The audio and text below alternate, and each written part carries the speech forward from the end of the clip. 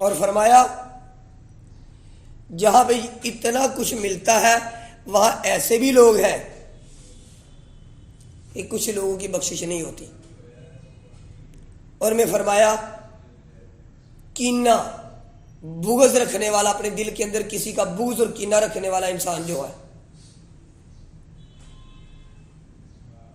اور فرمایا ان کو اللہ تعالیٰ ان کو ان کے حال پر چھوڑ دیتے ہیں، ان کی بخشش نہیں فرماتے. ایک روایت میں ہے ان لوگوں کی بخشش بھی نہیں ہوتی جو مشرک ہے، کافر ہے، جو والدین کے نافرمان ہیں، جو ناحق قتل کرنے والے ہیں، ان لوگوں کی بخشش بھی نہیں ہوتی.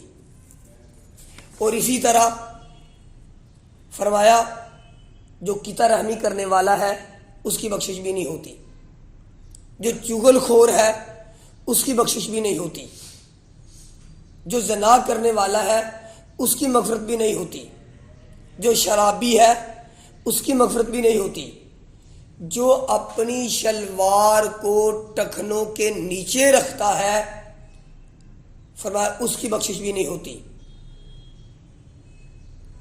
اور اسی طرح مختلف اور بھی اقوال موجود ہیں، لیکن الترغیب والترہیب اور مظاہر حق نے تمام احادیث کو جمع کر کے یہ ذکر کیا ہے کہ 14 لوگ ہیں جن کی اس رات بخشش نہیں ہوتی. ان میں سے 8-9 کا میں نے تذکرہ کر دیا. باقی جو انہوں نے اپنی ان چیزوں میں لکھی ہیں ان میں وہ لوگ بھی ہیں فرمایا جو جبرن ٹیکس لیتے ہیں ان کی بخشش بھی نہیں ہوتی، جو جادوگر ہوتے ہیں ان کی بخشش بھی نہیں ہوتی، ستاروں کو دیکھ کر جو فال نکالنے والے ہیں ان کی بخشش بھی نہیں ہوتی، اور جو باجا وغیرہ تپلا وغیرہ جو بچاتے ہیں ان کی بخشش بھی نہیں ہوتی، اور ہاتھوں کے نشانات دیکھ کر غیب کی باتیں بتانے والے فرمایا ان کی بخشش بھی نہیں ہوتی، اور وہ لوگ جو اہل حق کی جماعت سے پیچھے رہ جانے والے ہیں فرمایا ان کی بخشش بھی نہیں ہوتی. 8 وہ اور باقی 5 یہ فرمایا ان لوگوں کی بخشش بھی نہیں ہوتی. یہ مظاہر حق اور الترغیب والترہیب والوں نے ان تمام احادیث کا مجموعہ کر کے ان 14 لوگوں کا تذکرہ کیا. باقی مختلف روایات کے اندر میں نے جو ذکر کیا کسی میں 2 کا تذکرہ آیا ہے، کسی میں 5 کا تذکرہ آیا ہے، کسی میں 6 کا تذکرہ آیا ہے، کسی میں 7 کا تذکرہ آیا ہے. تو ساری احادیث کو جمع کرنے کے بعد جب وہ ٹوٹل جمع ہوتے ہیں تو وہ 14 بنتے ہیں. ان 14 کو 14 کے یہاں انہوں نے تذکرہ کیا. اور حضرت علی المرتضی رضی اللہ تعالیٰ عنہ سے مروی ہے کہ اللہ تعالیٰ سورج غروب ہوتے ہی آسمان دنیا پہ تشریف لاتے ہیں.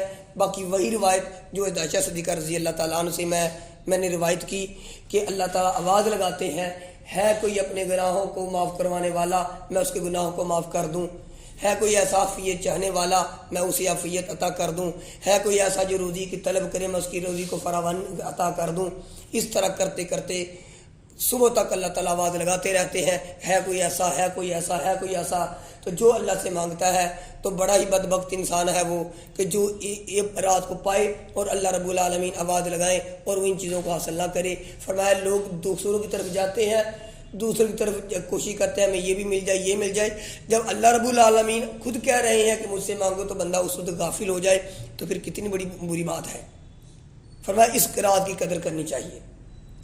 اور حضرت شیخ عبد القادر جیلانی رحمۃ اللہ علیہ نے غنیت الطالبین کے اندر صفحہ 656 کے اندر لکھا ہے فرمایا اس رات کو اللہ تعالی 2 قسم کے لوگوں کو برات عطا فرماتے ہیں کہ یہ شب برات ہے. شب فارسی کا لفظ ہے، رات اور برات کہتے ہیں آزادی کو، چھٹکارے کو.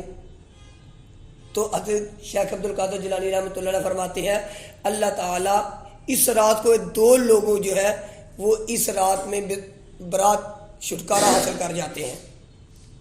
فرمایا ان میں ایک یہ ہے وہ بدبخت لوگ جن کو اللہ تعالیٰ اپنی مصیبت سے جو اپنا اللہ تعالیٰ کی طرف سے ان کو پر عذاب آنے والا ہے، کوئی معاملہ ہے تو وہ معافی چاہتے ہیں، تو وہ مصیبت سے چھٹکارا حاصل ہو جاتا ہے، اللہ تعالیٰ کی طرف سے ان کو چھٹکارا حاصل ہو جاتا ہے۔ اور فرمایا دوسرے وہ لوگ جو اللہ رب العالمین کے دوست ہیں، ولی اللہ ہیں، تو فرمایا اللہ رب العالمین ان کو ذلت اور خواری سے برات عطا فرما دیتے ہیں۔